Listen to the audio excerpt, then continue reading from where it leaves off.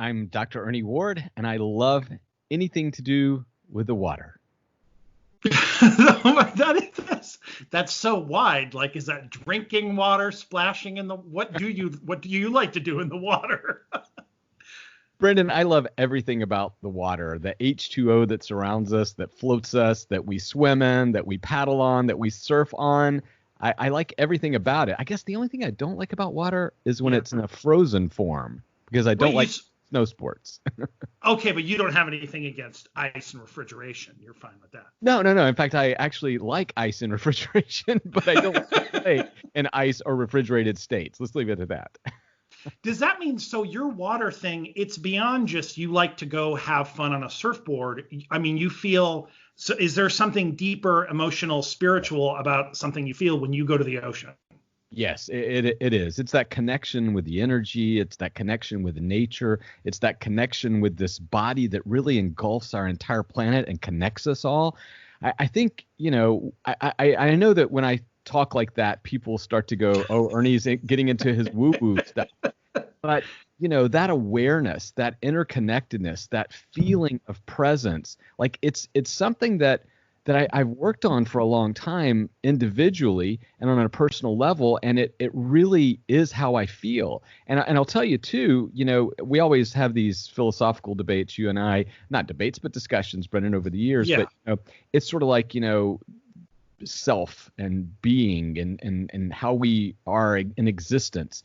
And my wife is of the same mind as me, and she has that same feeling of connectedness. Now, obviously, it's individualized, so her feeling is going to be different. Her perception would be unique, but at the same time, we both feel this incredible joy and connectiveness when we're in the water. So it not only enhances, our individual being, but it also, brings us together closer as a family and as a couple.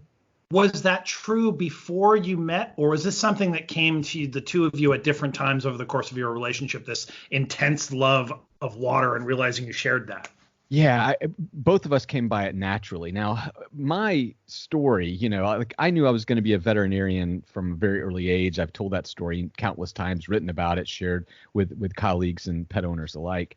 But, I also have always been strongly drawn to the ocean. And I got my initial SCUBA certification back in the day. You had to be 15, but the local coach at our community college knew my love of the ocean and water, and he actually took me in when I was about 14. And so I've always been sort of immersed in anything to do with the water. Now, I grew up in Southwest Georgia, 172 miles from the ocean. I know that exactly because I drove that as often as possible growing up. And does lake and river cut it, or was the ocean? There's something, it's not just water. It really was the ocean. And that's a really good point. I mean, I grew up water skiing and being, in our rivers and lakes in Southwest Georgia. But yeah, for me, the siren song was always the Atlantic or the Gulf of Mexico. And so, Laura, when I met her, so we met our freshman year of college, and one of the first things I did was introduce her to scuba diving, and she got certified that year. In fact, I actually helped with her class, so I was able to be not an intern, but like a student assistant for the class because she took it at college. And so with my experience, they were like, yeah, you can come in and carry weights and tanks and fill up air, and so it was really nice for us to. We really sort of began our relationship in the water, and it just extended. Now, she didn't take up surfing till really right around the time of our second child's birth. That was always something that I did, so Dad would go out, and before her, she just never really got the surfing thing. And I'll tell you, Brendan, a lot of it is just the masculinity, the testosterone fuel surfing that's out there, right? I mean, you're in a lineup, it's competitive, people are giving stink eye, maybe even giving you comments every now and then. And I think that really is a barrier to a lot of women who would want to be out there. You see shirtless 16-year-old guys, and it's just not something that a woman in her early 30s really wants to go engage in. So I think, but later in life, I think we certainly all came together and we raised our daughters surfing. So, that's a whole nother level. So can I ask you about that? That stereotype, the stereotype we got out of the 80s is that the surfer is this, well, he's the relaxed dude who surfs the waves in Hawaii. and he's very calm and collected. And what you're saying is when you actually get out there, there's a lot of people out there who are bringing the same kind of competitive spirit that they bring to squash and football and baseball. Now they're out there surfing with some of that competition about the people. It's not just, hey, all kumbaya out there. Oh gosh, yeah, it's I mean, it's downright dangerous. I mean, I've surfed. I've been really fortunate to surf all over the world, and you can get yourself into some serious trouble in the wrong spot at the wrong time. Now, that having said that, there really is a dichotomy of surfer attitudes, right? There are people like me who are actually there to be more Zen-like and to connect with nature and all that kind of woo-woo stuff, right? Yeah. And then at the other side of that, there are these super aggro people that are like, every wave is my wave. You're a kook. You're just stinking up the lineup. There's that real strong ethos out there. And so what I find, what happens, and then of course you introduce paddle surfing into the mix, and that really can upset some surfers. In fact, there are some places that we've gone where we just, you're just not welcome on a paddle surf, which is really a bit ironic because that's probably how surfing really originated, But okay, so describe to me tell me what paddle surfing is. What does it look like? For people who've never seen, because I've seen your videos. Actually, when you talk about this Zen woo-woo kind of getting in touch with the water, the favorite videos I've seen of you are the ones where there are no other surfers around and you're just out paddleboarding for a really long time. Right. So tell me about paddleboarding. Yeah, there's two different. So paddleboarding by definition is just using a larger, thicker, more voluminous board. Okay, so it floats you up slightly higher. Now, I will tell you, we are getting much more technical. My board today, my everyday board, is a 7/8. So it's really not that much longer than a traditional surfboard. So we've made technical advancements, and the actual abilities have improved. But having said that, you're on a larger board and you're able to paddle, and so it breaks off into really two different sort of types. One is paddle surfing, and that's where we go out and we surf the same waves that you would see on a traditional surfboard, just a regular surfboard. Only now we're doing it in a standing position with a paddle.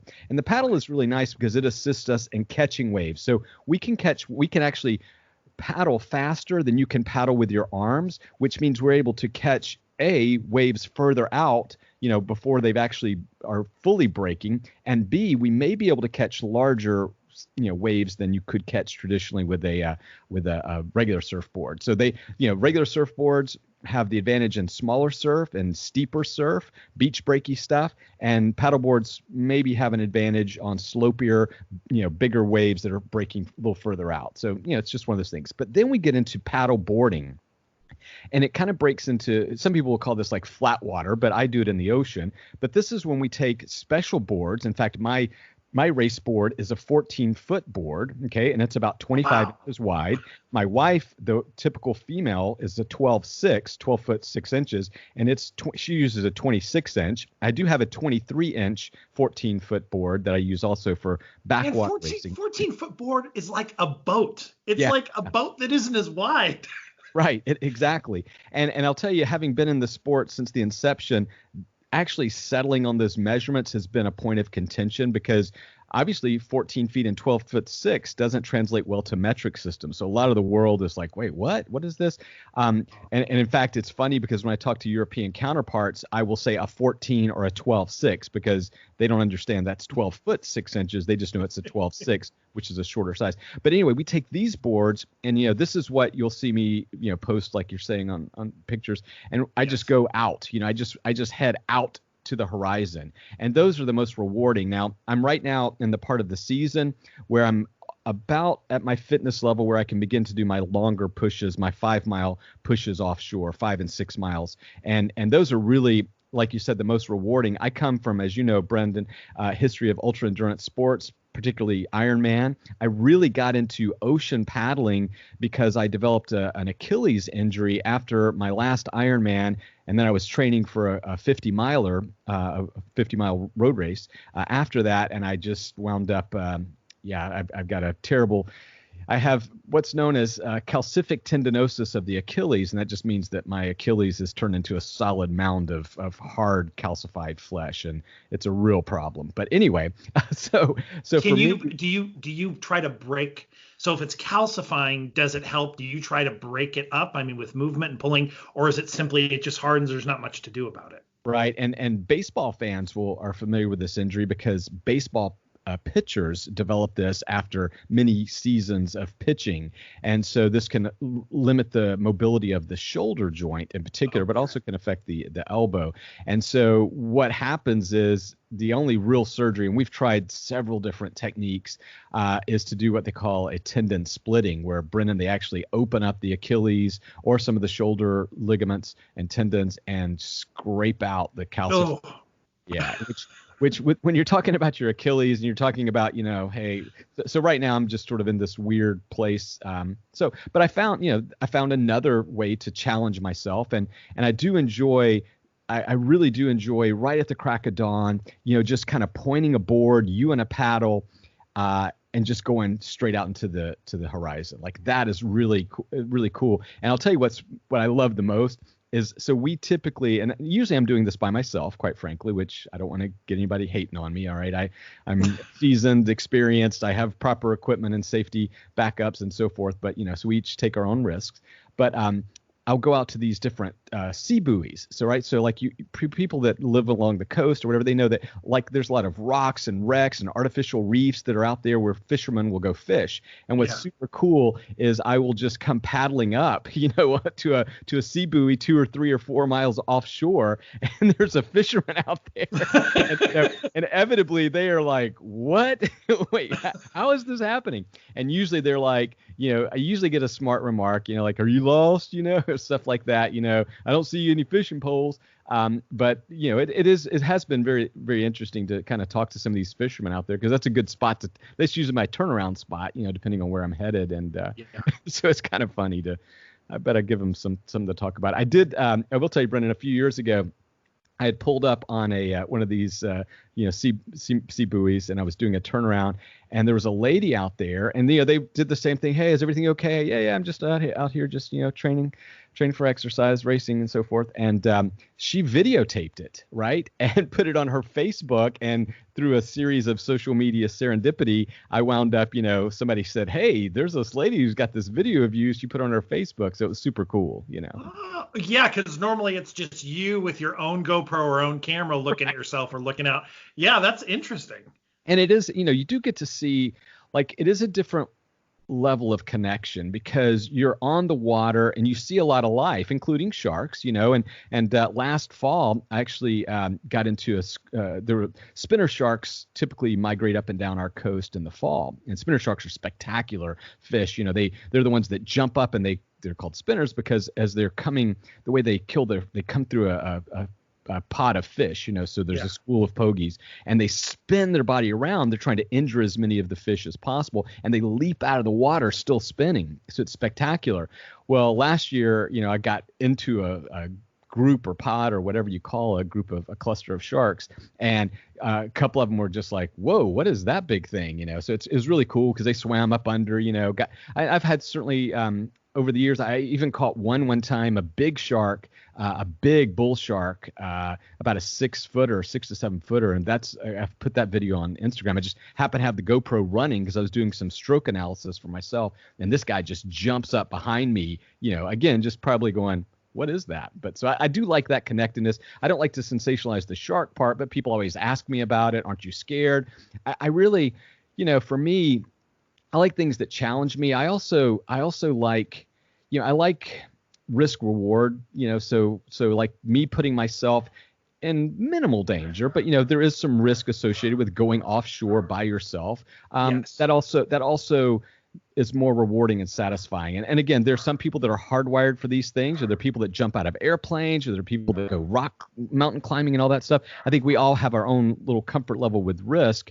But, for me, this is just one of those areas that I feel comfortable with, and it makes me feel a little more alive. There are people who, you hear about this risk reward thing oftentimes, or maybe most prominently when people are talking about dangerous, non-oxygen assisted ascents on mountains. And there's this complaint that it is unethical or immoral for mothers and fathers to do that because they're running a high risk that they could be injured or killed on that thing.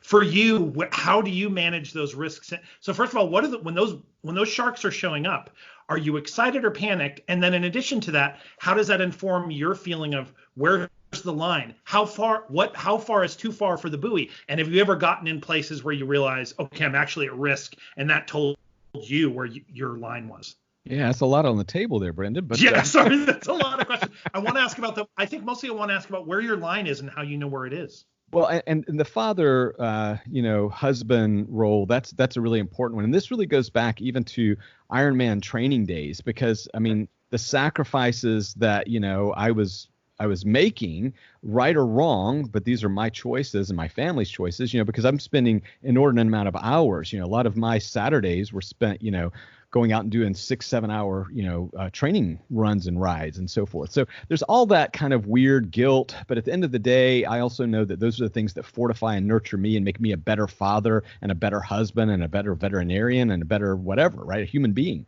So everybody has to do that. But I would never, my brother and I, who is a mountain climber, we had these discussions early on. So before he had kids, he was, going off to Europe and climbing a lot of famous peaks. And then when he had kids, he began to scale it back. And I think I followed a similar pattern. My children now are grown, and they live away from home. So there is a little bit of that. But I just don't believe in unnecessary risk taking. But I do think that element of danger and risk does, as you say, excites me. So what happens when you do get in these situations that, hey, you're dependent. What I like most, and, my good friend Brendan, I've talked about him before, Stephen Kotler, the famous author who does all the flow research. One of the things that really helps you, focus is that sort of survival instinct. So I do treasure those times, right, when you're kind of right on the edge, because that's when you are the most present. And so this is kind of that adrenaline junkie theory and all that, but I do think it's important for humans to visit that area from time to time, because you do need to be reminded about your mortality and the fragility and the value of life. That doesn't mean that you put yourself in inordinate danger. You don't take unnecessary risk, but it's not a bad, idea sometimes to run till you puke, because that sort of feeling of your physical being, right? And then how do you cope with that emotionally? So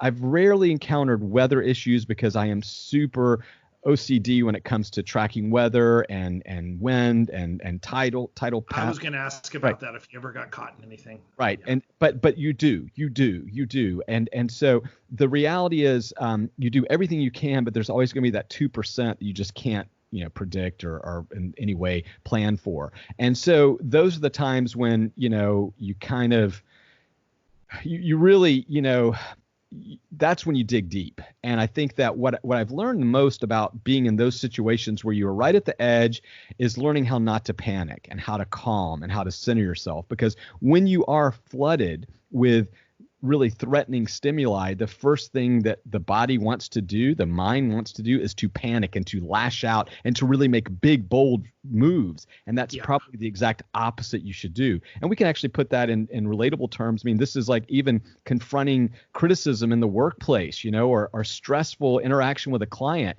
I will say, I think these things have made me better at interacting with that and kind of just being able to sit back there more passively, more measured response. I may be seething inside, but I'm still able to control sort of my physical being, which is a big part of the battle. Can you think of an example where either when you're doing Ironman, or when you're surfing, or when you're out heading for that buoy or miles offshore, are there times when you did make the big overcorrect and then you look back and you're like, I'm lucky I didn't die? I reacted too quickly to that scary stimulus.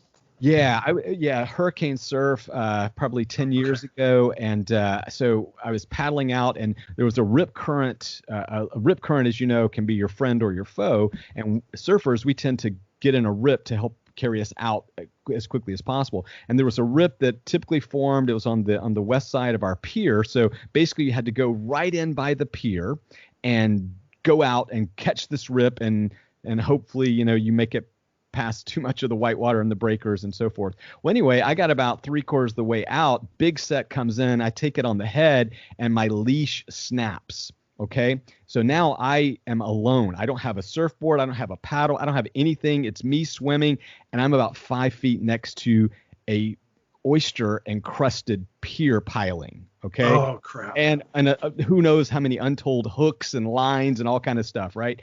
And so I realized very quickly that I'd put myself in a position that I never should have put myself in. Right. Because not thinking through, well, what if I didn't have a means of flotation? I mean, could I actually, and of course the current is pushing you into the pier. Now, I will tell you, that was, firmly at that moment I said, I'm probably going to die. Like I really had that kind of realization, and I've never really had that before. And so I'm sitting out there, and the first thing I did, of course, was do the exact wrong thing, which was to try to paddle against, rip current and try to swim away from the pier. And after doing this for about, well, it seemed like, an hour, but probably for 3 or 4 or 5 minutes, I was now exhausted, right? So I'm swimming in a hurricane, in a rip current, and now I'm maybe 10 feet away from a pier piling that if I crash into, if that next big set comes, I'm going to be seriously injured, if not die.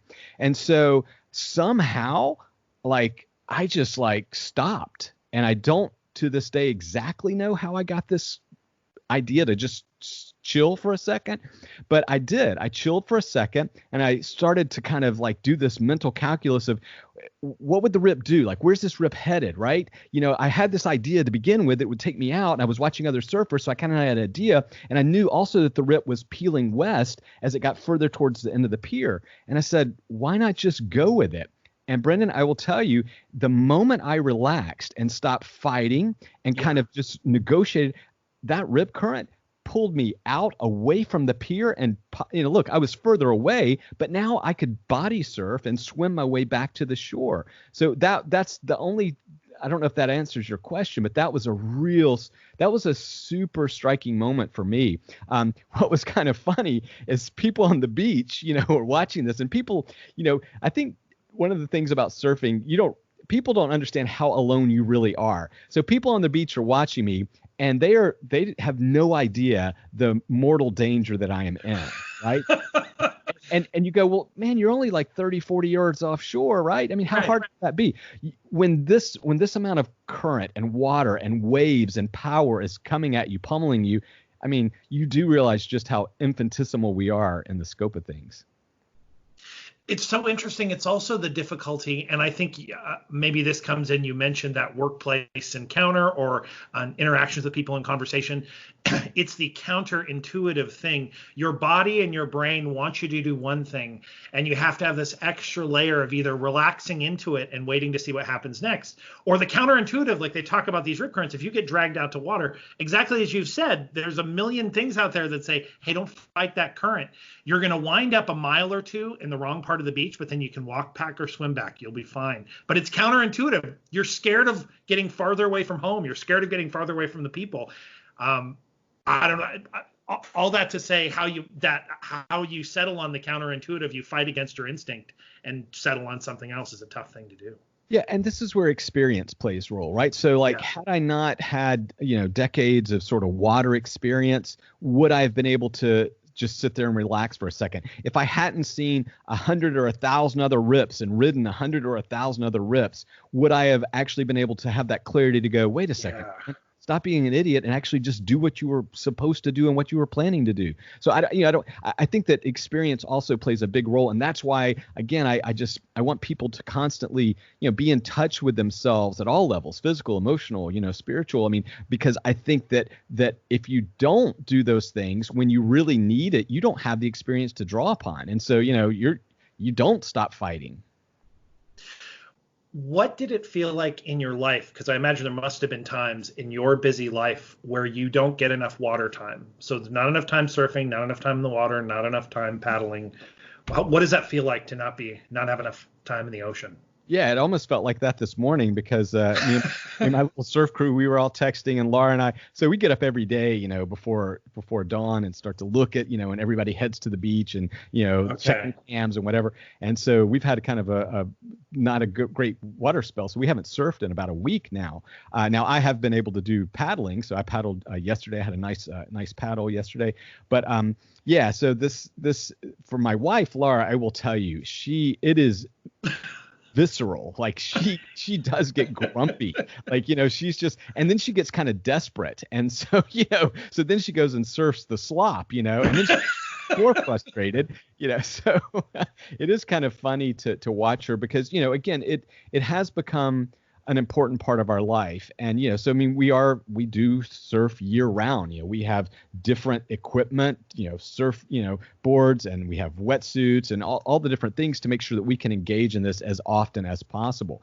The other thing, too, about surfing that I particularly like, and it's different than any other athletic or any type of endeavor they do, is that you're not in control. Like with tennis or golf, like if it rains, I get it. If there's thunderstorms, I get it.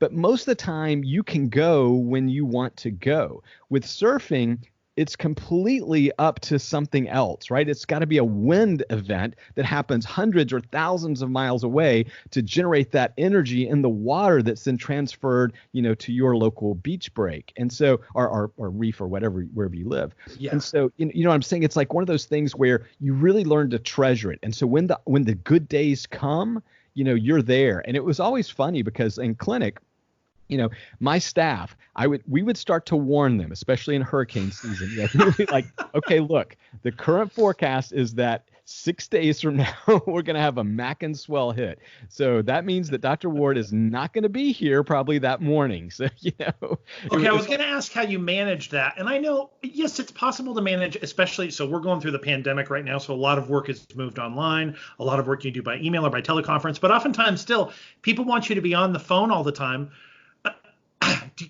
How much of your life can you really arrange around this? Is it really possible to do it almost all the time, and emergencies really don't pop up that often? Right. And look, we are fortunate, but by deliberate intention, we live on a barrier island on North Carolina. So, right, I can grab my board under my arm and walk out and go surf. So I feel very, very fortunate. Having said that, that's by design. We could have moved. We certainly could have had a different house.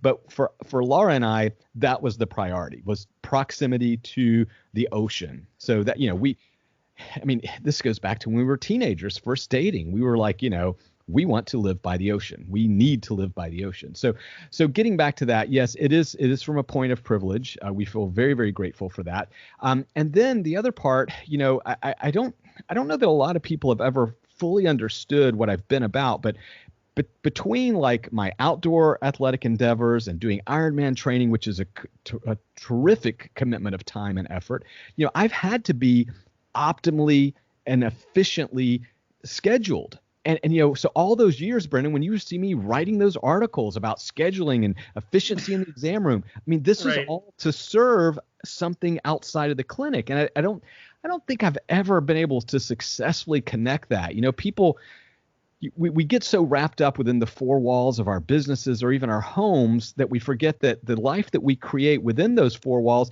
allows us to extend beyond them. And so for me, all these efficiencies, all this stuff really allowed me to go do these other pursuits that made me a whole person. That doesn't mean that you have to do these other pursuits. I'm just saying that if you want to, you've got to be super efficient. What do your kids, so growing up, how did your kids react to the Ironmanning and the surfing, and especially when your wife picked this up and it was just as important to her? Did they totally buy into it, or were there periods of rebellion? What was it like growing up? Yeah, and that's something I'd love to get them.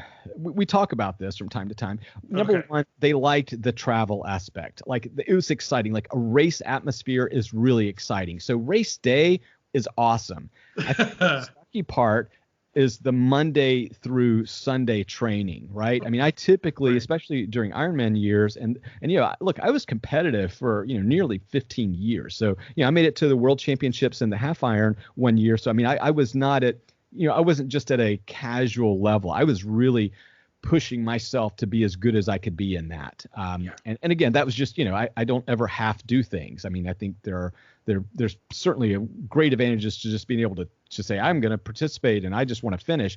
I got that. That's not exactly how I'm hardwired, which is a problem. But regardless, they like the race. I think that it's the dad up at, 4:30, 5 a.m. every day, dad, I really didn't miss that much stuff, but I did miss certain things. for me, I think the training probably would be the impactful. What I do think, though, what I'm really happy about is both of my children are very active to this day. So it has definitely transferred to them. Like, my younger daughter, I mean, she is, she's more like me. Like, if she doesn't really engage in good aerobic activity every day, she starts to feel, like she's flat or whatever. Yeah. My older daughter, who is now at Chapel Hill, University of North Carolina, she's had to adapt. And so she's doing things like, I like Zumba classes and things like that I don't really relate to, but they're fun, right? So she gets there with all these different friends of hers, and they do all these different classes. She does cycling, so we all do Peloton.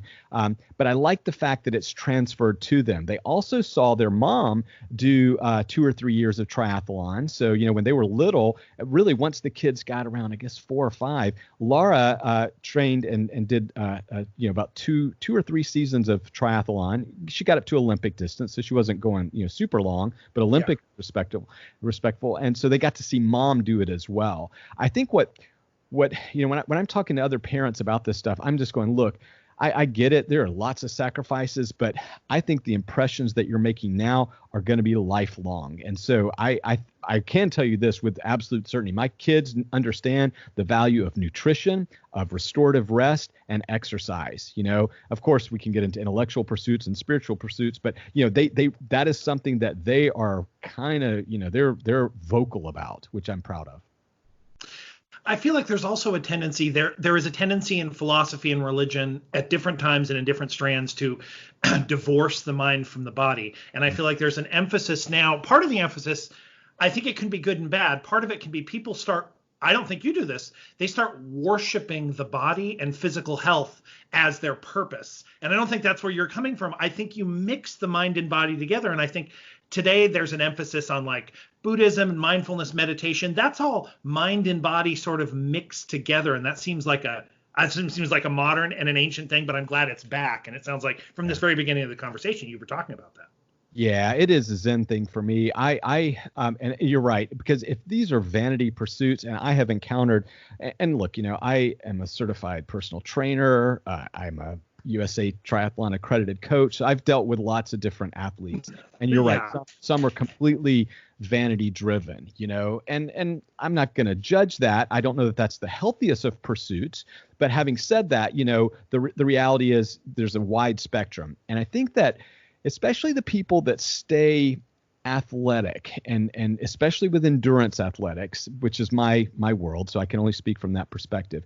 You do as you evolve, and especially as you get older, you do tend to take that time during each activity to really focus on your being, and by that I mean everything that's going on. And I'll tell you right now, if you're listening today, I don't care what age you are, what level you are, here's my best advice. The first 10 minutes or 5 minutes even of your physical activity, whether you're walking, whether you're getting on a treadmill, whether you're going for a hike, a bike, I don't care. This is what I encourage you to do. Before you put on that playlist, I really want just you to be.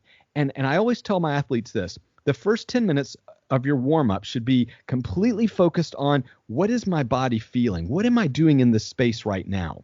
And so, for paddling, this is really great. It's like a technique driven, but even when I go for runs, which are only now limited to 4 or 5 miles, sadly, but I can feel the sadness. But you know what I'm saying? But it's a different thing. But I focus on that. How is my leg moving today? What am I feeling, right? Is there any tension in my body? And I know that sounds, again, like woo-woo, but just take that stillness, that first part to warm up, because I think that too often we don't connect back with our bodies and our being, and we just strap on the latest, hip hop playlist, and we're suddenly now in another world, which there's value to it. But if you could really just slow down that first part of the exercise or activity and focus on your movements, not only will you improve your technique, in which will probably progress your abilities, but also I think it helps you unite with your being. So just that's my best advice, and it's something I've told people for years.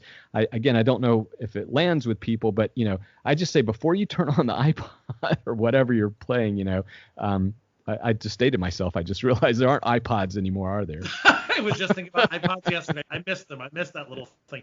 I will tell you that advice, for instance, today I've already gone for a long walk this morning. But part of habit making is they try to encourage you to make triggers. So you're basically, their habit making is all about not thinking about what you're doing. And that's how you make something a habit. But the problem is when you get bored or tired and you don't want to do it, it's a little hard to goad yourself. You developed a habit. But the habit is hooked up to something else, and it's not hooked up to the actual experience of doing that thing, whatever that thing is. If you get up and drink the water and then the one day you don't feel like it, you don't normally take any mindful joy out of drinking that water. You just do it out of a habit. And so I could see how it's helpful in habit making, but it actually, I think, can be destructive to long-term joy in doing this exercise, which should be, why do all this exercise and why do all this stuff and take all this time if you're not experiencing some deep joy just doing the thing, not pretending you're doing something else while you do the thing. Yeah, I couldn't agree more. I sometimes, and look, I've gone through complete, evolution, and it's a dynamic journey, where it's like no music, and then only listening to books, and then only listening to podcasts, and then no music, and then some music, and so you wind up finding these things, but and you do have to find it. But where I really think people are missing the opportunity is that connectiveness at the beginning of exercise. And like you said, the reason I recommend it at the beginning is not only because that's the warm up, which I think you're probably less likely to incur serious injury, because if you're paying attention to where's the tension in my body, and I literally go through a loving mindfulness type of meditation, I'm kind of focusing, going through and following my breath and the energy. But the reality is that is when you're less tired and you're more focused. And so I think, again, I love the habit forming but it needs to be part of the joy, whatever it is, however you find that joy. At the end of the day, I think that we have a lot of neurochemical advantages with doing endurance or aerobic activity, because all of those 3 neurotransmitters are reset. You got endorphins kicking in. And so you're feeling more relaxed and focused. But, I think that if you can then just take that one extra level and say, let's be a little more mindful about what is going on. And again, practicing gratitude during the run, that's another thing that I will say this, probably 99.99% of the time before I engage in any type of quote unquote exercise, and I hate that term, but you're going out for I will tell you, within the first 30 seconds, I take real stock and say, man, I am so fortunate to be able to do this, and you kind of reflect on, not everybody has this opportunity, whether it's work constraints or family or health or whatever, they may be dealing with political oppression where they live, right? So for me, I just go, golly Moses, I'm in a hotel in Boise and I'm on a treadmill and it stinks in here, but by golly, I am lucky to be able to do this. What is for you, it doesn't have to be it could be a story you tell all the time, but what for you, is there a pinnacle experience you had on the water that you always come back to? I have felt at certain times, usually when I've been overwhelmed, I feel like I broke through a wall, and it didn't have to do with exercise, it had to do with emotions. I feel like I break through to some awareness of how I fit in with everything. And you just have this feeling of euphoria or enlightenment, or like you're in the flow. Have you had one of those, and what did it feel like and what brought it on? Well, I actively pursue flow state. So this is something that I am almost engaging in daily, certainly anytime I write. And so, having a buddy like Kotler all these years, I feel like I've got, a leg up on a lot of people, because, I've got my, and I will say this, if you are really interested in flow state, you need to check out Stephen Kotler, read any of his gazillion books, bestsellers, 2-time Pulitzer, nominee. I mean, the guy's the real deal. But the reality is there are certain steps, and as Brendan, you've said, it's a habit. Like entering into a flow state is something that you really have to train yourself to be able to do. That doesn't mean it's like magic or anything like that, but it is an intense period of focus, and you are able to block out the rest of the world. So you can train yourself to be more amenable to this state. So I think that's right. You're absolutely right. The times, I will say, the most transformative things for me that really happen more at the, I will say, when people ask me about that spiritual connection, it was finishing my first Ironman. So at the end of the whole thing. At the end of the whole thing, coming in, it was the last quarter mile. And, at this point, I'd had a pretty good race. I was going to go sub 12. And so, and I really had my run, my swim and bike were good, and I had kind of fallen apart the last half of the run. And so I was really disappointed. But then I kind of started that last mile, I started like reflecting on all the steps that led me to this, and blah, blah, blah, blah, all that stuff. And the last quarter mile, man, I will say without a doubt, it was out of body experience. My kids and wife, Laura, were 100% carrying me. I only have this recollection of that last quarter mile of honestly an intense, warm, white light. I know people are going to be like, that is a bunch of malarkey, but that is my memory of it. I am just floating. Like, I have never had that kind of transcendent experience where literally my kids and wife were carrying me across that finish line. Now, the joy that you see on my face in those pictures, it is unmistakable. But the reality is, that was the most truly out of body. And that's because you were completely spent, like physically, emotionally, because that's the thing I like about putting myself out, 4, 5, 6 miles offshore, because the emotional investment you have, and I do like those things that there's no point of return. So, but I don't typically have that transcendent feeling on the ocean. And I'll tell you why. I think, Brendan, because in the back of my mind, I think my amygdala is going, dude, you can still die out here. So no warm white lights. Okay. No hallucinations. You are going to stay on this board and paddle your ass off. Right. So I think there may be that element there. But I will tell you this, many times coming back, even from a 6 miler, when you hit the beach, that just sense of, wow, that, and I always tell people, and you've heard me say this in lectures probably, Brendan, is like, I like to start my day off with a victory. And so these, like, even if you drink 12 ounces of water before you have a coffee or tea or whatever, even if you go for a 10-minute walk, like if you start your day with a victory, something that you can be proud of, that you think made a positive contribution to your well-being, then that's a really important step in your day. Because, this gets me back to my tilt towards optimism ethos or belief, because, all those things like going past the point of no return, those are the things that really do recharge, I think, your ability. But more importantly, they build resilience, they build self-confidence. I can't tell you how many times in my life, my adult life, I have said to myself, if you can do an Ironman, if you can put yourself, 5, 6 miles offshore of the ocean by yourself, you can get through this. And like that type of resilience and being able to lean back on that's really, really important, I think. So it's part of, for you, it was about also having these experiences. These things are they're part of your story now. And so when new things happen, you have this sort of this history book you pull off and go like, I went through this, I went through this, I went through this. How bad can this be? Yeah. And I think you have to have that. And we all have that. It doesn't have, my story is going to be different than yours, Brendan, and anybody else's, but you've got to be able to go back and look at those other chapters that were challenging and how you got through it. Because, when it's completely unscripted, that's when there's no plot.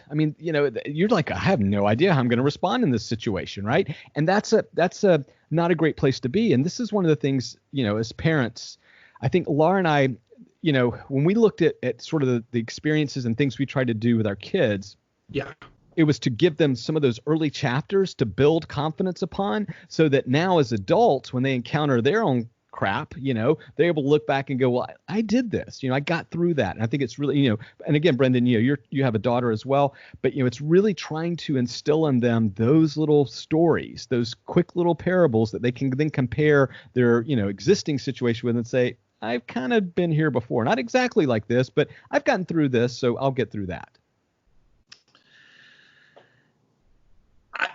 I will tell you, normally I have a difficult time getting through all my questions about something, but I think we've naturally talked about everything I wanted to cover about this, about water and about its connection to you. Is there anything for people who think they're interested in surfing or interested in paddle surfing or paddle boarding or interested in flow? Is there, what do you want people to go to? You mentioned a Kotler book. If they're interested in surfing or paddle surfing or paddle boarding, where's the first place they should go? And if they want to go explore what you're talking about these flow states, where should they go? Yeah, I think those are great. I'll tell you right now, go online and just Paddle Monster, PADDLEMONSTER, but then they spell it with PDDLEMNSTR. So, Okay. but if you Google Paddle Monster, Larry Kane does a great job up there, and Laura has taken a couple of classes from Larry over the years. He's an ex-Olympic canoeist, and he's a Canadian, but he also has a great life philosophy. But I think Paddle Monster,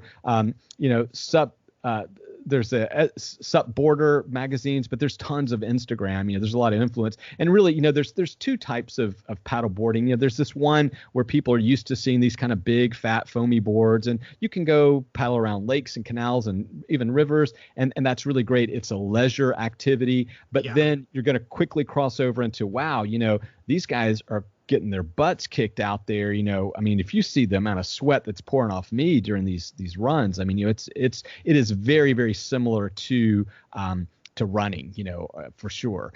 In terms of body, though, I think the anatomy of actually being on an unstable surface, which, I've always advocated for doing as many of your exercises, much of your floor work on an unstable, a Bosu ball or something, try to do unstable. This is really engaging your core at a deeper level. When you get the technique down, it is, your entire thorax and your shoulders, this is really a great, great activity. And I like the fact also that as we age, you really do want to maximize and optimize balance, because that's one of the most protective, skills that you can possess as you age, because we all know that you've heard of stories of people breaking their hips, and typically it's an imbalance issue. And so I like that, the physicality of really getting into this paddleboarding. It's something you should take seriously, especially if you've had a lower leg or a knee injury or hip injury. Hip can be a little more problematic on the board, because you are having to rotate your hip, and you have to have, be able to open your pelvis up pretty wide, because, I won't get into the biomechanics of it, but there is some utility there of the hips, especially when you paddle. But getting into that, it's a great way if you've had an injury and you're rehabbing. It's a fantastic sport. Surfing, obviously, without a doubt, steepest learning curve of any sport known to man. There's just nothing like it. Time on the water is what really makes the difference. The ability, you can instantly tell a surfer that has read the water for many years, because they're going to see bumps way off on the horizon before anybody else. They're going to be paddling to a spot that nobody else is going towards. And then suddenly, almost magically out of nothing, this wave jacks up. So it's a beautiful sport, but it does require quite an investment of time. And, so I really, for me, Brendan, I guess as we wrap up today's conversation, it's the foundation of this is just the connection with nature. And so some people find it in the woods, some people find it on the slopes, some people find it in the mountains, some people find it in the air. I happen to find mine in the ocean. And I think that all of us need to find that one place of connectedness, because what I don't like is the concern that I have around people that aren't physically connected to the earth. I think we're learning now how truly interconnected we all are. There was a person in a foreign continent that contracted a virus, most likely from an animal, and it made its way to where I live in North Carolina. So if you don't believe that we are connected on a planetary level, that's really hard to refute. So I like the fact that when I'm in the ocean, I will tell you, and I run with a really good crew. And of course, Laura and I are also deeply connected like this on a spiritual level. But it's amazing. We think of this water that we're standing on right now, that we're about to surf on right now.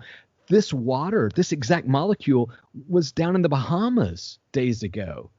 That energy transfer is real. And so I think it's really a valuable perspective to kind of keep in mind. It helps you from being so egocentric as well, because like I mentioned, just being out there in the ocean all alone, being in a serious, life-threatening potentially situation, those are all the things that humility and that connectedness and that reliance on nature, I think that's really beneficial to all people. And it just gets easier and easier in sort of first world urban and suburban living to have no connection, because we live in an air conditioned, safe, walled up environments that are comfortable and built for our, again, for our pleasure at any moment. And I think it's easy to get disconnected from nature.